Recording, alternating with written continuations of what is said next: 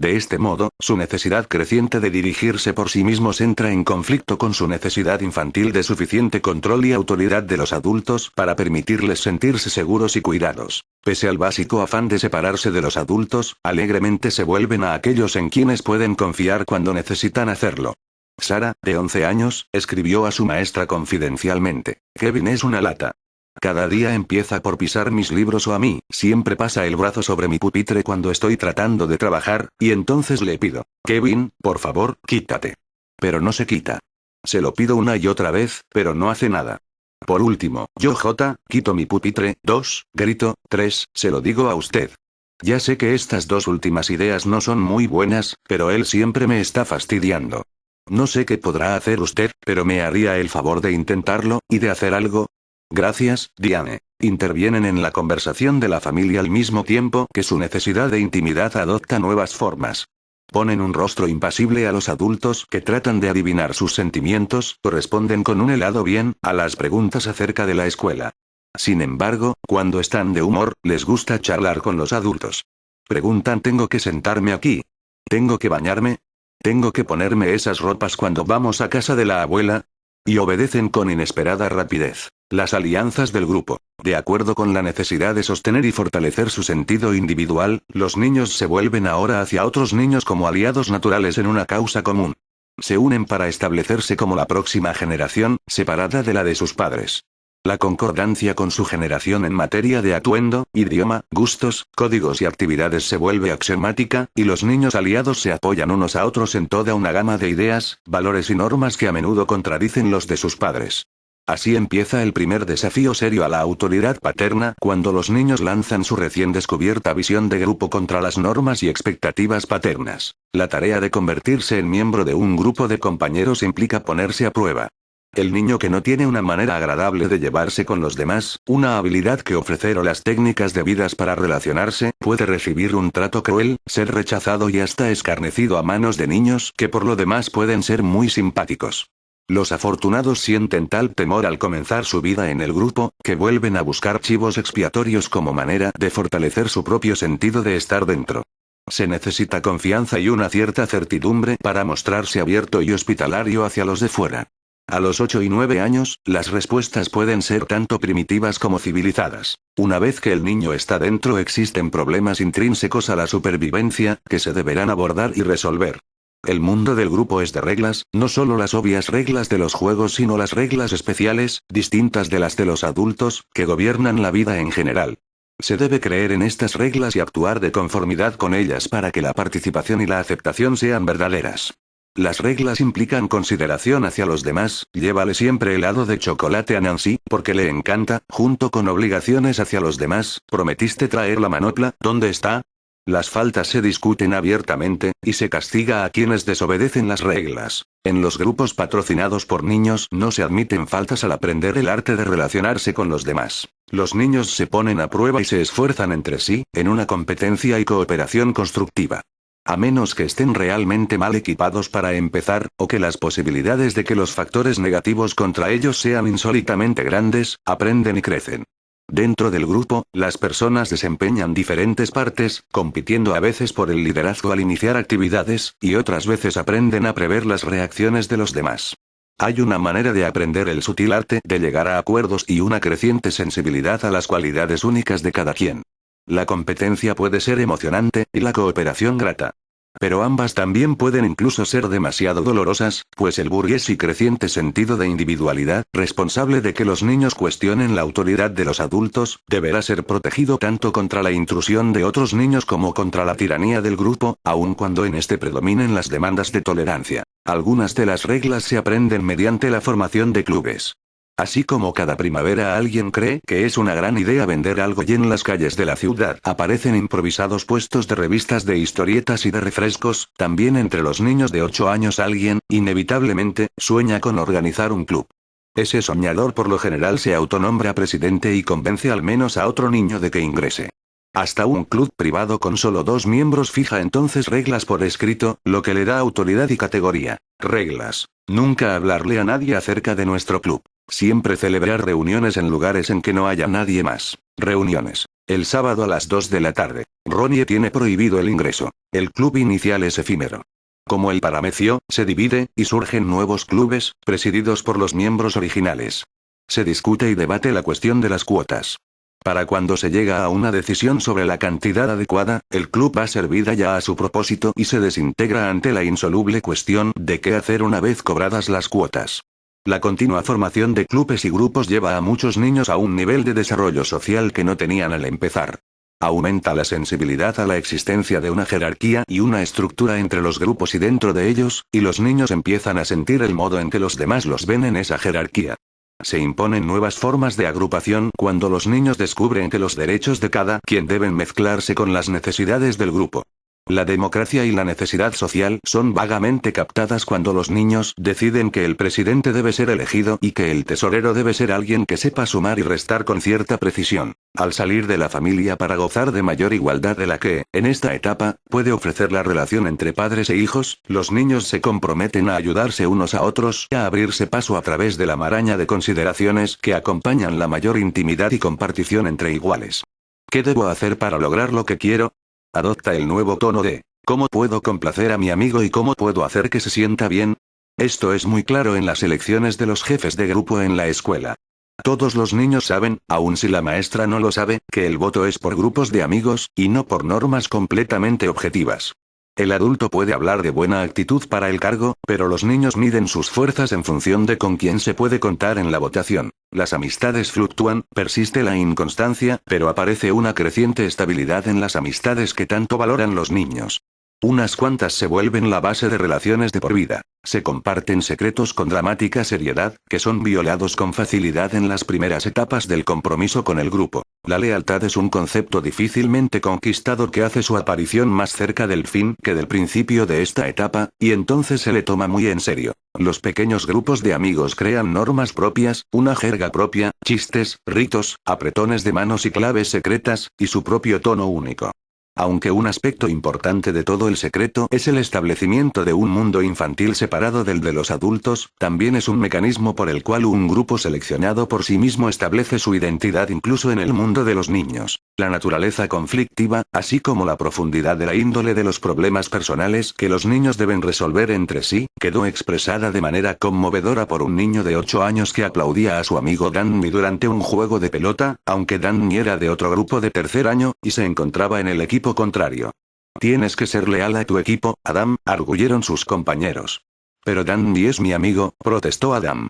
Puede ser tu amigo fuera del juego, le dijeron, pero debes animar a tus compañeros. Totalmente confundido, Adam solo pudo decir, sin comprender, pero él es mi amigo todo el tiempo. En otro nivel, un conflicto de similar profundidad en el ámbito interpersonal se reveló en 2 cartas de una alumna de 5º grado a su maestra. Querida señora Simpson, Lisa ha estado tratándome como si yo fuera basura. Tal vez sea mi imaginación, pero me parece que todo lo que me dice es para ofenderme. No sé qué hacer. Si le digo cómo me siento, probablemente le seré todavía más antipática y tal vez eso hará que también las demás me hagan sentir incómoda. ¿Cree usted que lo hace a propósito? Me siento mejor ahora que he contado esto a alguien. ¿Qué cree usted que debo hacer? Kate, querida señora Simpson, ya resolví lo de Lisa sin tener que hablarle. Ahora sé que puedo hablarle. Aun si corrió hacia las otras niñas, ellas no le hicieron caso. Quiero mucho a las otras niñas, y Lisa probablemente deberá terminar con esto. Y si no lo hace, tendré que recordar que no es la única en el mundo. La moral y la ética. El conflicto de pertenecer a un grupo y los dilemas de relacionarse ocurren en una creciente red de consideraciones morales y éticas, al unirse ahora la disposición para el desarrollo y los valores familiares y sociales. Las reglas de los adultos, aprendidas de memoria, deben transformarse en un sentido interno de la moral. Según Kohlberg, 7, quien estudió el desarrollo del pensamiento moral a través de distintas culturas, existe una secuencia de etapas en la captación del concepto moral a través de la cual pasan todas las personas, cualesquiera que sean sus antecedentes culturales o su preparación religiosa. Las brechas entre la comprensión moral y la acción moral son características del proceso de maduración. Al crecer los niños, pasan del nivel premoral del niño muy pequeño, que responde a las expectativas de sus padres de buen o mal comportamiento solo por miedo al castigo y temor a perder su cariño, a adoptar ahora la piadosa moral del conformista, con un cierto placer en sentirse bueno y aceptado por los admirados adultos. Antes de la pubertad, aún existe un espíritu literalmente práctico que no revela por completo la motivación en principios que los adultos esperan en los niños que aún no sienten la importancia especial de los seres humanos. Por ejemplo, Colbert preguntó a un niño de 10 años, ¿es mejor salvar la vida de una persona importante, o la de muchas personas no importantes? El niño contestó, a todos los que no son importantes, porque un hombre solo tiene una casa, tal vez muchos muebles, pero muchas personas tienen una gran cantidad de muebles, y algunas de esas gentes pobres pueden tener mucho dinero, aunque no lo parezca. Si esto parece materialismo estadounidense puro, he aquí una respuesta similar de algunos niños en una aldea de Taiwán. A un grupo de niños entre 10 y 13 años se les contó un cuento en que había un robo de alimentos, y luego se les pidieron sus opiniones al respecto. La esposa de un señor está muriéndose de hambre, pero el dueño de la tienda no quiere darle al señor ningún alimento mientras no pueda pagarlo, y él no puede. ¿Debe asaltarlo y robarse algunos alimentos? ¿Por qué? Muchos de los niños contestaron, la capacidad de conceptualizar en función de 10 que es justo e injusto es un proceso que se desarrolla por separado de los valores específicos entre los que se cuentan 10 justo y 10 injusto. El desarrollo de la conducta moral en general sigue un camino zigzagueante, del interés egoísta a la responsabilidad social. El chisme del niño de 7 años se convierte en absoluta lealtad y desprecio al soplón al llegar a los 9 y 10 años. La ocasional trampa del niño pequeño cede a las demandas de igualdad e imparcialidad de todos los demás, tanto niños como adultos. Hasta cerca de los 10 u 11 años los niños, por doquier, parecen interpretar 10 justo y 10 injusto en función de sus consecuencias físicas o bien de la capacidad física de las autoridades que definen, para ellos, 10 que es bueno y 10 que es malo. Pero en algún momento de este periodo, un giro del desarrollo en la capacidad de pensar en términos objetivos, y no subjetivos acerca de cuestiones que les atañen, hace posible que los niños perciban las expectativas y reglas de la familia, el grupo o la nación, como algo que tiene sentido por derecho propio. Empieza entonces el proceso de internalizar esas expectativas como un código según el cual se tiene que vivir. La anterior preocupación por conformarse con el fin de evitar castigos o recibir elogios se vuelve una preocupación por mantener, apoyar y justificar el orden establecido. La equiparación de cosas con personas se abre a una nueva evaluación de prioridades. En el nivel personal, están ahora dispuestos a reemplazar la primitiva actitud de tú me rascas la espalda y yo te rasco la tuya por conceptos de lealtad y justicia. El equipo se consolida durante ese periodo, porque los niños empiezan a enfrentar las leyes de la necesidad social y la justicia como principios. Los principios justifican la subordinación de los deseos individuales al bienestar del grupo, mientras que, en 10 personal, no podría tolerarse tal subordinación a individuos y conservar el respeto propio. Conforme hacen suyos los principios, los niños se vuelven muy severos con los infractores. Cierto rasgo del fanático oculta la fe incierta que tienen en su capacidad de vivir guiándose por sus principios. Los adultos que creen que los niños pueden tomar decisiones independientes a menudo tienen que protegerlos de su propio extremismo hacia otros, cuando se vuelven defensores de 10 correcto. Ojo por ojo aún es una atractiva filosofía en esta etapa, y fácilmente se mezcla con los recién formados conceptos de justicia. La más profunda compasión y responsabilidad social hacia los demás, que constituye la más alta moral, habrá de aguardar a que haya un poco más de madurez. Tendrá mejores posibilidades de surgir si el conflicto entre el juicio moral y la conducta moral recibe ayuda y apoyo de los adultos en dirección favorable a los principios, y no a la pronta aplicación. Mientras tanto, cuestiones como la ley y los derechos individuales, las actitudes hacia las diferencias étnicas y religiosas, hacia el orgullo nacional y el prejuicio dentro o fuera de los grupos también entran en la órbita de la preocupación de los niños y de su incipiente opinión. El mundo situado más allá de la familia llega a incluir no solo al mundo de sus compañeros, sino las costumbres y aptitudes de la nación y, todavía más allá, los ideales encarnados en figuras literarias e históricas del pasado. Los niños luchan por captar relaciones, significados y valores en ámbitos cada vez más sutiles de pensamiento y juicio. Miran con ojo agudo la motivación así como la conducta y las actitudes de los adultos que los rodean. Idealizan a sus héroes del pasado y del presente. Ciertas actitudes sociales específicas quedan internalizadas, y las cuestiones morales pueden resolverse como cosa de urdimbre social, y no solo de psique interna. El desarrollo moral en nuestra época hemos visto que el proceso de desarrollo moral llega a un período crítico durante los años intermedios de la niñez, cuando los niños empiezan a captar el significado del pensamiento y de las conductas morales y éticas. En esos años toman forma las expectativas de la sociedad en el pensamiento y el sentimiento infantiles, y las actitudes sociales se funden en un crescendo de compromiso con los valores de la cultura. Cuando los niños de hoy, en sus años intermedios, buscan un estilo de vida para apropiárselo, no pueden dejar de verse afectados y formados por los cambios profundos por los que hemos pasado como nación desde la Segunda Guerra Mundial. Hoy, los niños estadounidenses están adoptando la ciudadanía de la nación más poderosa del mundo. Debe ser muy diferente para un niño crecer en un país que nunca aparece en las noticias como potencia mundial, respecto de uno que siempre lo está. En un país que es pobre en lugar de otro al que se ve como rico. En el despliegue de las fuerzas militares, los niños deben sentirse al menos confundidos por la contradicción entre una política nacional en la que al parecer la fuerza hace al derecho, y los valores éticos que se les predican. ¿Qué tiene que ver el uso del poder de la nación con su lucha personal con conceptos de autoridad y justicia? Cuando los niños tan pequeños se ven expuestos al cinismo hacia la conducta basada en principios, en la vida pública y privada, ¿qué significado puede tener para ellos un código moral? Cuando los niños de hoy tratan de identificarse con la sociedad y sin embargo aprenden a ver con ojos críticos a los adultos en lo individual, la presión de los tiempos y lo accesible de las noticias de los adultos hacen que muchos de ellos cobren conciencia de un sistema de valores abierto y otro encubierto mucho antes que generaciones previas de niños de su edad, lo que también produce cinismo y desesperanza antes de lo que solía ocurrir. De ello es prueba este poema de un niño de 11 años, acerca de la frustración que le provocaron las contradicciones de la sociedad. Vivir y matar. El mundo no fue creado por ustedes ni por mí, al principio, consistía en el fruto de un árbol. Cuando se crearon las tinieblas y la luz, había reglas hechas del bien y del mal. Se mezclaban cosas especiales, y juntas corrían, así, esta poción mágica había hecho a un hombre. El hombre solo fue creado para mantener una cierta voluntad, era la de vivir, y no la de matar. El hombre fue creado tan fuerte como una torre, y el amor y el pensamiento estaban en su poder. Luego, ocurrió un cambio súbito. Pues hubo dificultades en la diferencia de la raza, ahora, tenemos dificultades, no estamos alegres, porque, a la velocidad que vamos, nos habremos ido el próximo año. ¿Por qué no tenemos paz? No a la guerra. Los niños tampoco son inmunes a la contradicción moral del racismo.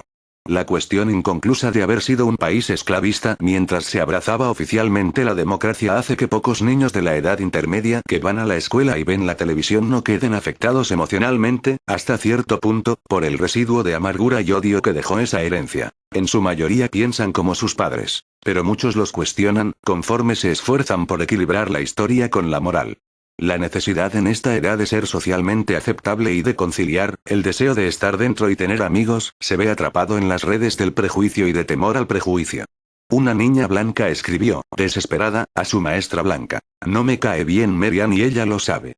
Cada vez que ocurre algo y no puedo ocultar mis sentimientos, ella me arremera. Tú eres blanca y yo soy negra, y me odias por eso. De todos modos, creo que es lo que ella piensa". También Loan dijo, afuera, que Marian nos culpaba por lo que hace años la raza blanca les hizo a los negros. Eso es lo que yo siento y pienso, y también a mí. Lamento hablar así porque Marian ha estado furiosa contra mí desde hace tiempo, y puede ser buena niña cuando se lo propone, y cuando lo hace me cae bien. Otro niño blanco habló acerca de sus reacciones a una preparatoria nueva, étnicamente mixta. Es como si estuvieras temeroso de ser visto en los pasillos si fueras blanco sin un amigo puertorriqueño y un negro, ¿sabes? Solo para demostrar que no tienes prejuicios y, ¿qué decir del niño negro? ¿Qué siente él? En el toma y daca normal de la niñez, ¿cuántas veces tiene que defender su dignidad contra ataques teñidos de racismo? Cara de chocolate. Le gritan, y él responde: la gente paga por el chocolate. El chocolate es sabroso. Yo no veo que la gente coma chocolate blanco. Hola, negrita, dice un niño blanco. Hola, chico de color, responde la niña negra. Yo no soy de color, dice el niño, a la defensiva. Bueno, el blanco también es un color, dice la niña riendo, triunfante. Pero esto no solo ocurre en las calles. En una escuela comprometida con las más altas normas de moral, una niña negra de 8 años regresó a su aula, del taller, bañada en lágrimas. La maestra, y después su madre, lograron enterarse de toda la historia. La cosa fue así. En los meses de otoño, uno de los niños, Henry, había escogido a las 2 niñas negras de la clase, Carol y Eleanor, para burlarse de ellas subrepticiamente. Las niñas no dijeron nada a ningún adulto, sino que se consolaron y reconfortaron entre sí. El día del aniversario de Martin Luther King, la maestra leyó un cuento apropiado a la clase de tercer año, y luego dirigió una discusión. Carol informó a su madre, esa misma noche. La maestra dijo a los niños, hace mucho tiempo no dejaban subir a los negros a los autobuses. Pocas semanas después del aniversario de Kim, la clase de tercer año participó en un proyecto de artesanía, y Carol pidió a la maestra un pedazo de papel rayado. La maestra replicó que ese papel era para escribir, y que empleara otro distinto para su artesanía. Minutos después, Henry tomó algunas hojas de papel rayado, y Carol le dijo, tal vez dándose aires de pureza, como lo hacen las niñitas, no puedes tomar ese papel. Es para escribir. Henry se volvió hacia ella y la llamó estúpida, a lo que Carol respondió vigorosamente que el estúpido era él, y entonces, con desdén, Henry dijo, ahora comprendo por qué no los dejaban subir a los autobuses, entre otras cosas. Esta última observación, en un tono tan cruel y fuera de lugar en esa situación, fue la que hizo llorar a Carol. En el contexto de la pugna racial que ya era familiar a su generación, ella comprendió perfectamente el nivel del insulto, en el intento del niño por menospreciarla. En una irónica inversión de la injusticia, la hija de 8 años, de piel clara, de una pareja interracial era persistentemente llamada blanquilla por una niña de piel muy oscura, en clase de tercer grado. En otras circunstancias, a la agresora se le habría considerado una niña hostil y maliciosa, y tal vez la habrían castigado. Entonces, la víctima habría tenido que aprender a defenderse contra tales ataques con las fuerzas de la justicia y de la injusticia claramente delineadas. Pero a los 8 años ambas eran participantes en una pugna política, y los adultos, maestras blancas y madres negras, no veían muy claramente cómo separar los diversos elementos. En otra situación más, un niño negro, en el 6º grado de una escuela suburbana, llegó a casa para informar a su padre, hombre de cierto prestigio, que su maestra blanca le había dado una bofetada ante testigos y le había lanzado un insulto contra los negros. A medianoche, el padre, furioso, telefoneó al inspector de la escuela. A las 7 de la mañana siguiente, la profesora fue llamada y lo negó todo. A las 9 de la mañana, los 3 supuestos testigos insistieron en que ninguno había oído ni visto nada por el estilo. A las 10, el niño que había contado toda la historia se echó a llorar y reconoció que todo era un invento. Pero, ¿podemos asombrarnos de que se valiera de ese recurso para hacer que su padre lo escuchara? Las luchas de los niños con los problemas de pertenencia y moral a un grupo durante los años intermedios se complican más en nuestro tiempo por el asunto, aún no resuelto, de las exclusiones y odios de los adultos, en sus grupos y fuera de ellos. Se confunde más por la brecha que hay entre la profesada moral de los adultos y su verdadera conducta. Por ejemplo, al niño negro lo invitan a la casa del niño blanco, pero el niño blanco no es fácilmente admitido en la suya. El padre negro lleva en su coche al visitante blanco, pero el padre blanco se muestra renuente a entrar en los barrios negros. ¿Sienten esto los niños? Los principios de justicia e injusticia, de equidad y de inequidad cobran un significado vivo para los niños de los años intermedios por medio de su interacción con otros.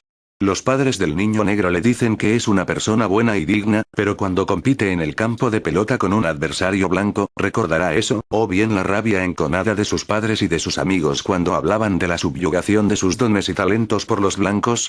Cuando el niño blanco derriba a su compañero negro de clase, para impedirle avanzar hacia el gol, considera el bloqueo como parte del juego, o está recordando las advertencias de sus padres, de que debe dar oportunidad a los negros, o tal vez la ira de sus padres, cuando dicen que los negros piden más de lo que tienen derecho. En busca de lineamientos para formarse un código moral, los niños de los años intermedios ven a sus guías adultos como en realidad viven, y no como predican. En grado alarmante, los niños sienten que los adultos los engañan. Hay niños de 9 años que aceptan como un hecho que el mundo debe acabarse, que las drogas son parte de un modo de vida, que la violencia es infinita, y que las personas se odian unas a otras. Se muestran escépticos acerca de los felices resultados de algunas de las crisis de la sociedad. Entre los niños de edad intermedia empiezan a formularse nuevos valores y costumbres. ¿Hasta qué punto es representativa la desconfianza de este niño de 11 años contra el mundo de los adultos? Yo tengo confianza en la gente que no tiene poder. No tengo fe en el sistema, porque en este punto solo hay que ver a dónde nos han llevado, y siguen diciendo, denle una oportunidad, denle al establishment una oportunidad. Estabilidad y cambio en los papeles sexuales. El grupo de niños que apoya a sus coetáneos, representando relaciones interpersonales y principios de conducta ética y moral, sirve, de manera importante también, a ayudar a su crecimiento, en la afirmación de un estilo de masculinidad y femineidad. Sin embargo, tampoco ese terreno es ya claro, y los niños tienen que enfrentarse a modelos en transición. Pese a las especulaciones que se hacen en la comunidad intelectual adulta sobre si la biología o la cultura determinan la masculinidad y la femineidad, los niños, en esta etapa, probablemente continuarán con los patrones ya existentes, en vez de buscar nuevos papeles. La búsqueda del adulto de una definición significativa del varón y de la hembra aún es una cuestión puramente académica para la mayoría de los niños, quienes suponen en el nivel más sencillo y básico que las niñas llegarán a ser madres, y los niños padres, que las mujeres tienen su trabajo y los hombres el suyo. Aunque hay pruebas de que los hijos de madres trabajadoras están extendiendo las posibilidades de los roles laborales de la mujer adultas, los niños de los años intermedios aún tienden a separar a la humanidad en grupos de niños y niñas, cada uno de los cuales adopta las costumbres, pautas recreativas, actitudes y valores que reconocen como los más apropiados para su sexo en la cultura de los adultos que los rodea, que en su mayor parte sigue arraigada en la tradición.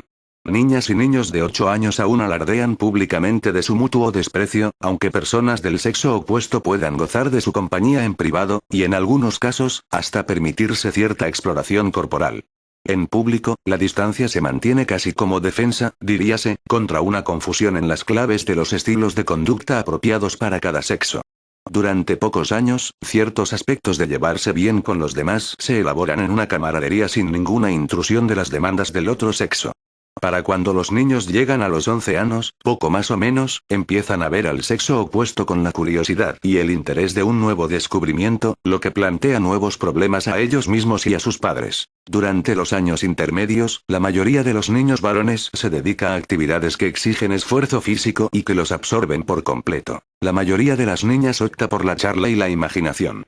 Más niños que niñas son activamente dinámicos. Más niñas que niños son apacibles. Hay niños a quienes no les gusta pelear y que gozan de lo imaginativo, lo estético, lo artístico y lo pacífico. Pero aun cuando sus familias estén contentas con ello, la cultura de sus compañeros y el medio social en general ponen en claro que deben ser aptos para los deportes y dispuestos a enfrentarse a cualquier encuentro físico, a toda costa, si quieren ser identificados como varones. De manera similar, las niñas que prefieren el estilo activo, las marimachos acaban por sucumbir a la presión social, aunque se les da mayor libertad que a los niños cuando rompen el estereotipo. Lo malo es que no es fácil violar los estereotipos. Aun cuando los padres crean en la completa igualdad entre los sexos, los residuos de siglos enteros penetran sutilmente en su manera de criar a los hijos. A las pequeñas se les ponen listones cuando apenas tienen pelo para sostenerlos. A los varones no se les pone un bonete, por muy liberados que sean sus padres. Los padres que están perfectamente dispuestos a permitir que sus varoncitos de 3 años empujen un coche de muñecas porque, hoy día, hombres y mujeres deben cuidar de los bebés, se preocupan si, al cumplir los 6 años, los niños siguen jugando con muñecas, cuando la sociedad en general dice que esto no es normal. El trato que dan los medios informativos al problema, contradicciones en anuncios, artículos, editoriales y reportajes selectivos, revela diferentes valores y tendencias al respecto. Pero en ciertas manifestaciones importantes de la conducta infantil, la lucha del adulto por modificar las relaciones entre los sexos parece haber causado cierta diferencia, aunque esto se ve más claramente entre las niñas que entre los niños. Un efecto evidente de la mayor libertad que gozan las mujeres en este siglo es la aparición en años recientes de una abierta curiosidad sexual y un lenguaje escatológico entre las niñas, con expresiones que han llegado a ser norma tan femenina como masculina en los años intermedios. El tipo de letreros que en un tiempo solo adornaban las paredes de los baños de los muchachos hoy también aparece, en escuelas y campamentos, en las paredes de los baños de las niñas, y las niñas parecen tan aficionadas hoy, como siempre lo fueron los niños, a aprenderse chistes verdes. Y algunas niñas de 11 y 12 años han empezado a hacer banderines de la liberación femenina, con consciente autoafirmación. Repercusiones cuidadosamente documentadas, de los cambios ocurridos en la posición de las mujeres, son los descubrimientos de Minuchin 9 de que, aunque niñas educadas de manera convencional aún se identifican con el estereotipo de la mujer indefensa y dependiente, las hijas de madres educadas e ilustradas no ven así su papel. En el mismo estudio, Minuchin descubrió que niños de hogares tradicionales aún tienen fantasías en que la agresión desempeña un papel importante, lo cual revela que ellos, como sus padres, aceptan el estereotipo del macho agresivo con mayor facilidad que los hijos de hogares en que no se ve la agresión como característica varonil necesaria. En el estudio de Ardley 10 realizado a finales de los años 50, niños y niñas de los años intermedios se mostraron siempre conservadores, diciendo que las madres debían quedarse en el hogar y los padres irse al trabajo. Pero consideraron que padres y madres, por igual, resolvían las disputas, ayudaban con las labores domésticas y firmaban las boletas de calificaciones. En el estudio de Minuchin, realizado en los años 60, los niños educados de manera más moderna se mostraron aún menos comprometidos con unas imágenes específicas y socialmente establecidas de la función de cada sexo. Niños y niñas se manifestaron más dispuestos a compartir gustos y actividades, pero no dieron ninguna indicación de lo que pudiera reemplazar a los estereotipos del pasado. Las imágenes de la apariencia y la forma externa son forjadas por la conducta de los hombres y mujeres adultos que los niños ven en el hogar y en la pantalla de la televisión. Pero el interés en sus propios cuerpos y en las relaciones sexuales básicas entre hombre y mujer se desarrollan, de todos modos, con o sin énfasis en los adultos. Aunque este ámbito es una omnipresente preocupación de la niñez, el interés suele concentrarse en la última parte de los años intermedios, cuando los niños sienten que están acercándose más al desarrollo físico que los preparará para la vida sexual. Sería sumamente ilógico que no fuera así. Sin embargo, una interesante mezcla de refinamiento y de franqueza verbal entre muchos de los niños de hoy oculta la incapacidad de su desarrollo para captar ciertos conceptos completamente ajenos a su experiencia como niños.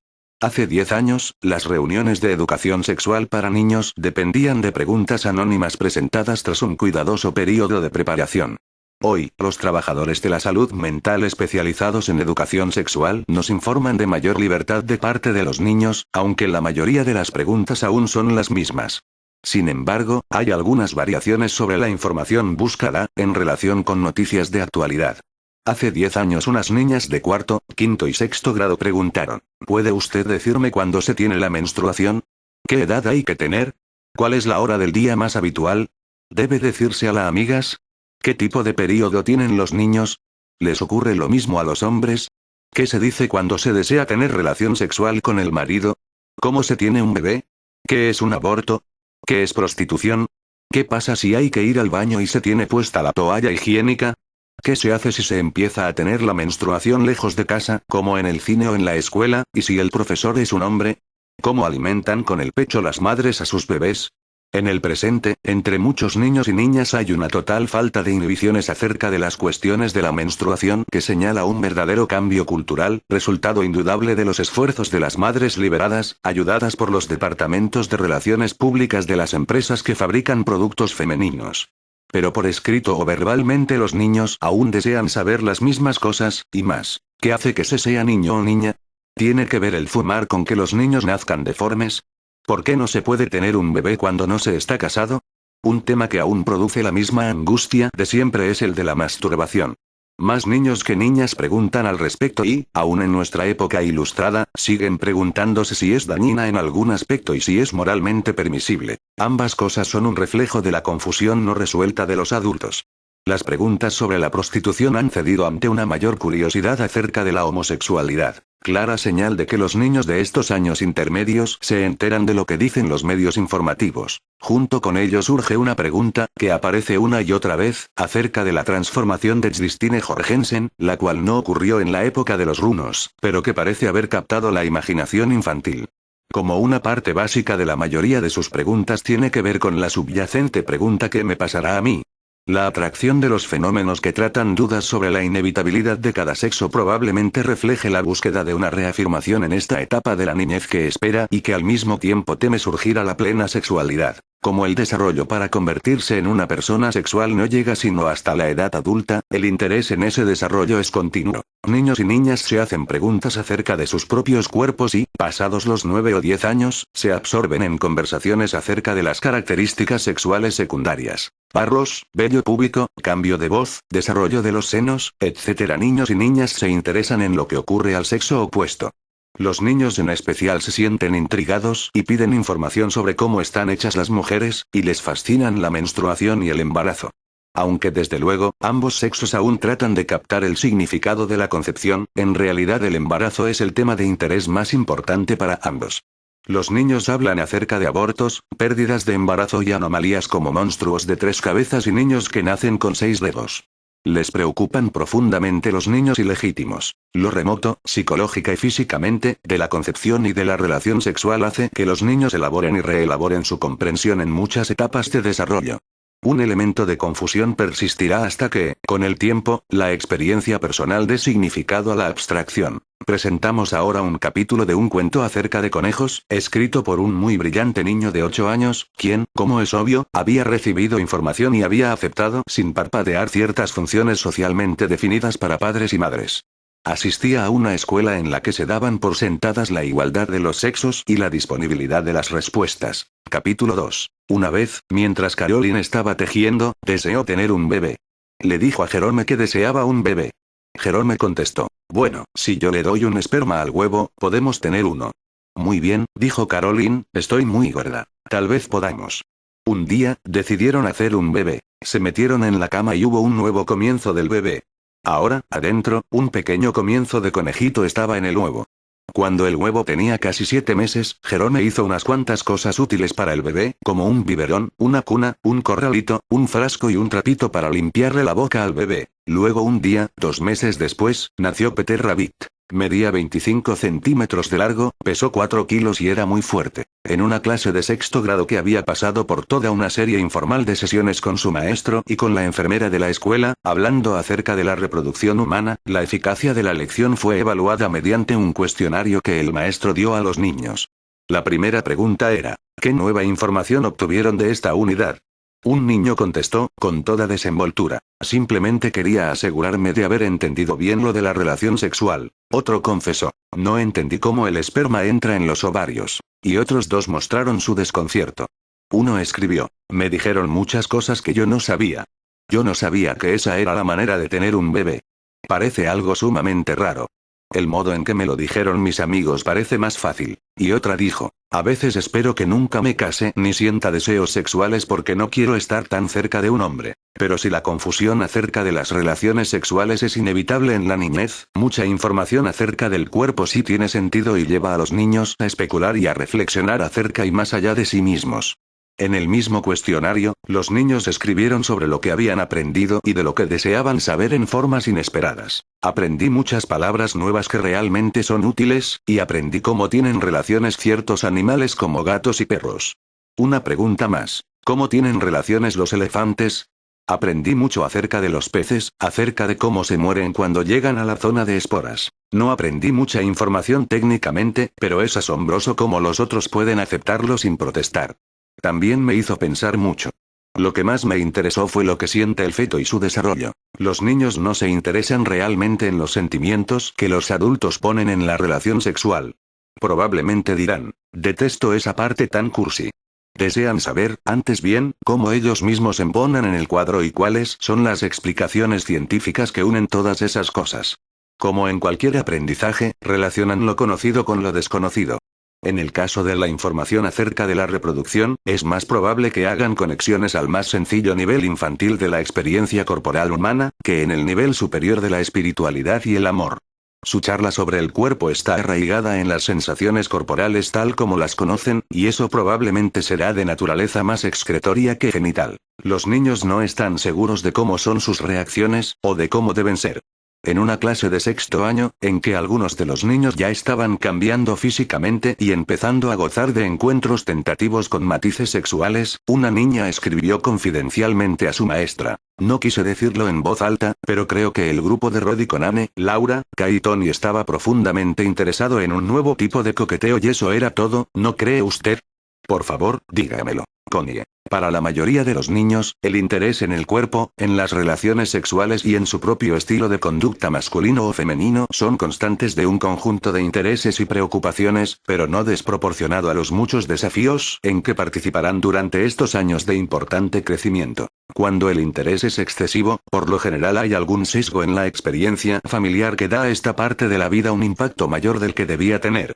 Los niños de los años intermedios no son impulsados por la sensación sexual, aunque sí están en espera de su propio desarrollo. Les interesa la persona como un todo, y el funcionamiento y las actitudes sexuales son parte de este interés total.